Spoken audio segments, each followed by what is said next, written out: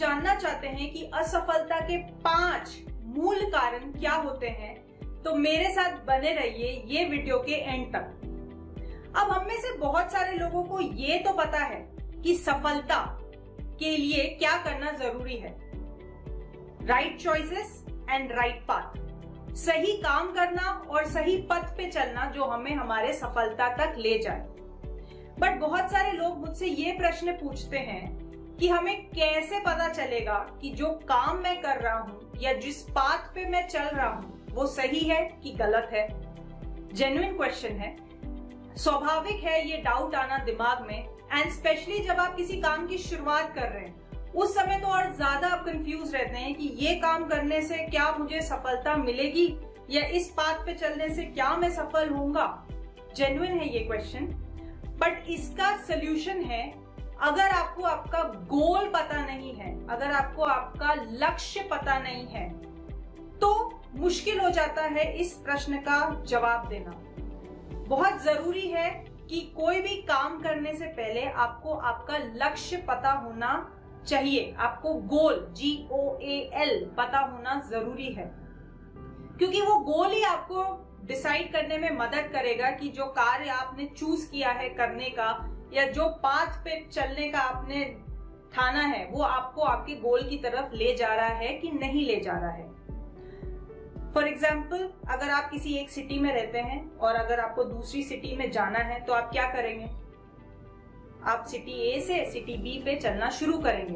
For example, मैं पुणे में रहती हूँ और मुझे अगर मुंबई पहुंचना है तो मेरे पास 2 चॉइसेस हैं। वो क्या चॉइसेस हैं? एक चॉइस मुझे मुंबई ले जाएगा और दूसरा चॉइस मुझे मुंबई नहीं ले जाएगा।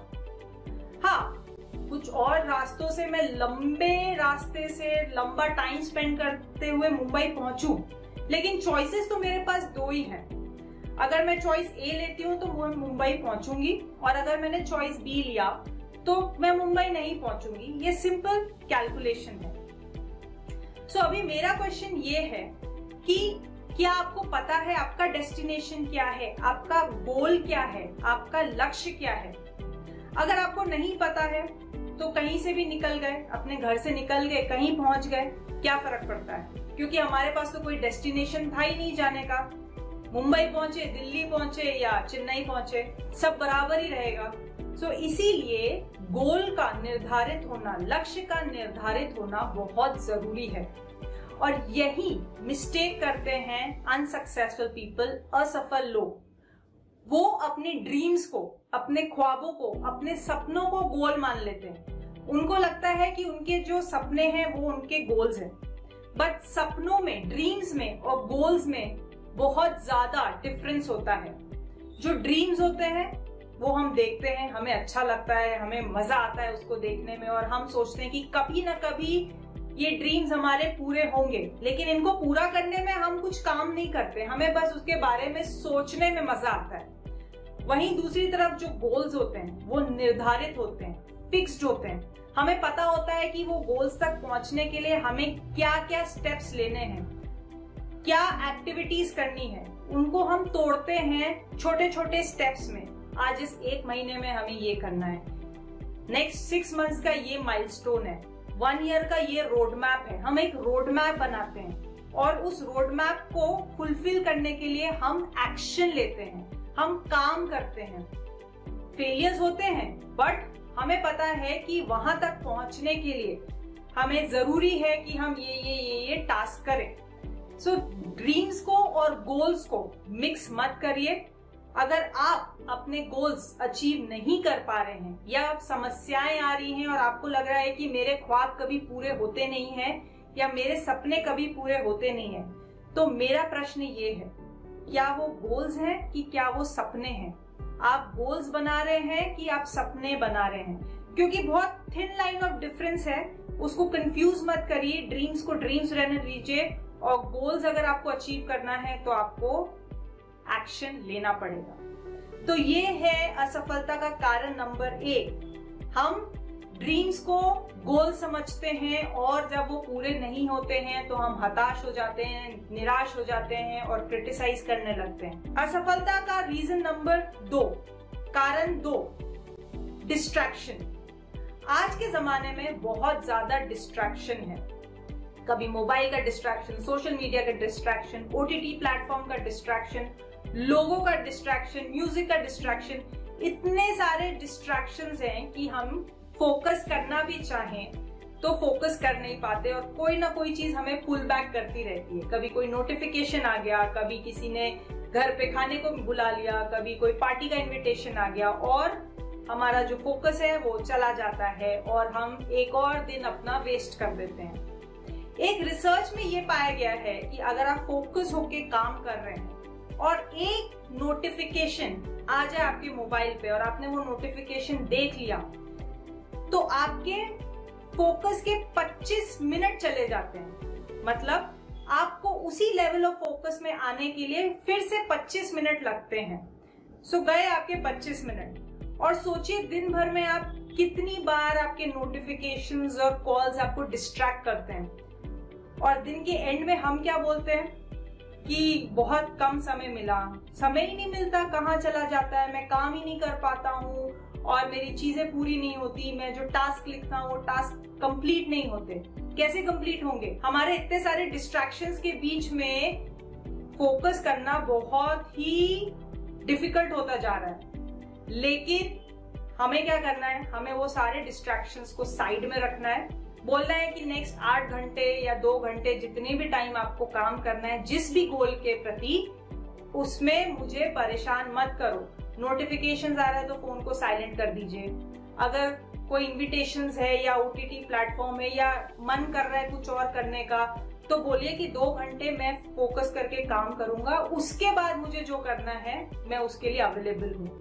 फोकस देना काम के लिए बहुत जरूरी है और यही कारण है नंबर 2 सफल इंसान और असफल इंसान के बीच में कि असफल इंसान को ये सारे डिस्ट्रैक्शंस पुल करते हैं अपनी तरफ और जबकि जो सफलता की सीढ़ी पे चढ़ता है इंसान, उसको पता है कि मुझे ये डिस्ट्रैक्शन अगर मैंने आज अपने आप को डिस्ट्रैक्ट कर लिया तो मेरा एक दिन पूरा 24 घंटा वेस्ट हो जाएगा और मुझे एक दिन और पीछे ले जाएगा अपनी सफलता की सीढ़ी पे चढ़ने से। तो डिस्ट्रैक्शंस को कहिए बाय बाय और फोकस करके करिए काम। असफलता का कारण नंबर 3, तीसरा कारण क्या है? आलसपन। हम बहुत ज्यादा आलसी हो गए और आलसपन का मूल कारण क्या है? जो कहते हैं रूट कॉज, उसका रूट कॉज है हमारा मन। कई बार मन नहीं कर रहा है ये करने का, मजा नहीं आ रहा है, इसमें मन नहीं लग रहा है, ये बोल के हम अपने आप को समझाते रहते हैं और काम नहीं करते हैं। आपको ये जानना जरूरी है कि 90% किसी भी कार्य को करने के लिए जो जरूरी है और जो आपको सफलता की तरफ ले जाएगा उसमें आपको मन मार के काम करना पड़ेगा।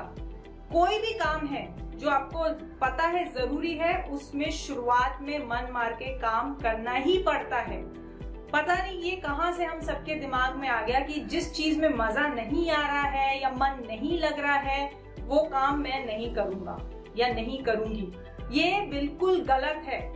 हम सब मन मार के काम करते हैं। हम सबकी लाइफ में ऐसा मोमेंट आता है जहां हमारा मन नहीं करता है और उस पॉइंट पे सक्सेसफुल आदमी, सफल आदमी, वो मन की ना सुन के आगे बढ़ता है और असफल इंसान उसके चंगुल में, मन के चंगुल में फंस के रह जाता है और उसकी बात मानता है और वो कार्य नहीं करता है। सो मन हमारा जो है, हमारा साथी नहीं है, हमारा दुश्मन है, क्योंकि वो आपको कभी कार्य करने नहीं देगा, हर समय परेशान करेगा।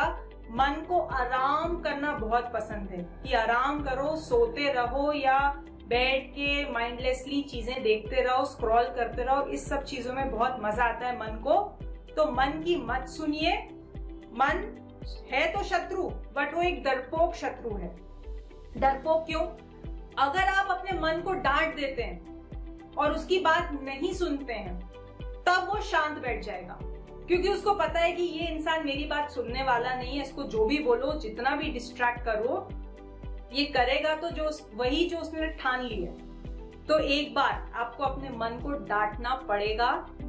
मन मार के काम करना शुरू करिए। शुरुआत में आएंगी दिक्कतें, आएंगी मुश्किल, बट जब वो हैबिट बन जाएगी या वो काम आपके फ्लो में आ जाएगा, तो वो आप आसानी से करना शुरू कर देंगे। और इसका एक सिंपल एग्जांपल है एक्सरसाइज। अगर आपको अपनी बॉडी को फिट रखना है तो आपको एक्सरसाइज करनी पड़ेगी। शुरुआत में आपका मन बिल्कुल नहीं करेगा एक्सरसाइज करने का, शरीर दुखेगा, मन बोलेगा अरे मैंने तो बोला ही था, बहुत मुश्किल है, शरीर दुखता है, पैर दुखता है, 4 दिन तुम चल नहीं पा रहे हो, क्यों एक्सरसाइज करते हो। उस समय आपके मन को बोलना है कि ये जरूरी है मेरे लिए, क्योंकि आज 4 दिन की तकलीफ मैं लेने को तैयार हूं 40 साल आराम से जीने के लिए। ये अगर आप बोल देंगे मन को तो मन शांत बैठ जाएगा, उसकी मत सुनिए, आपने जो ठाना है आपके गोल की तरफ बढ़ते रहिए आगे। असफलता का कारण नंबर 4। अब चौथा क्या है असफलता का कारण? Blame game. हमें बहुत मजा आता है लोगों को ब्लेम करने में। इसकी वजह से ऐसा नहीं हुआ, उसकी वजह से ऐसा नहीं हुआ, गवर्नमेंट खराब है, सारे पॉलिसीज गड़बड़ आ गई है, देश बहुत गंदा है, देश ठीक से नहीं चल रहा है, मेरा बॉस खराब है, मेरा एम्प्लॉय खराब है, मेरे पार्टनर खराब है, ठीक से काम नहीं करता है, मेरे घर में बहुत सारी परेशानी है, मेरी वाइफ परेशान करती है, मेरा हस्बैंड परेशान करता है, मेरे बच्चे भी परेशान करते हैं, मेरे मम्मी ने ऐसा किया, मेरे पापा ने ऐसा किया, ब्ला ब्ला ब्ला ब्ला। बस क्रिटिसाइज करते रहेंगे, दूसरों को ब्लेम देते रहेंगे। क्या होगा उससे? हमें मजा आता है क्योंकि हमें अपने असफलता का श्रेय किसी को तो देना है, तो हम अपना क्यों लें, हम दूसरे पे पास कर देते हैं, तुम्हारी वजह से ऐसा हुआ, क्योंकि हम तो पूरे रेडी थे काम करने के लिए।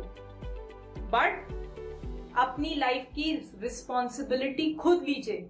You are 100% responsible for your life.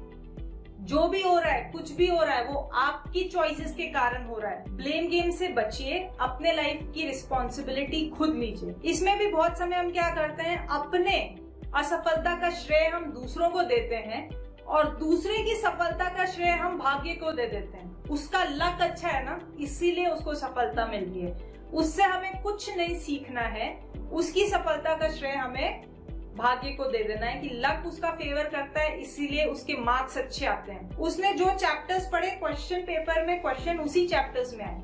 मैंने जो पढ़ा उसमें से आया ही नहीं, टीचर फेवर करती है उसका, या उसका बिजनेस चल रहा है क्योंकि उसका लक अच्छा है, उसको अच्छे कस्टमर्स मिल रहे हैं। मेरे पास आ ही नहीं रहे अच्छे कस्टमर, मेरे को सब परेशान करने वाले कस्टमर्स आते हैं। तो दूसरों की सफलता का श्रेय लक है और हमारी असफलता का श्रेय दूसरे हैं।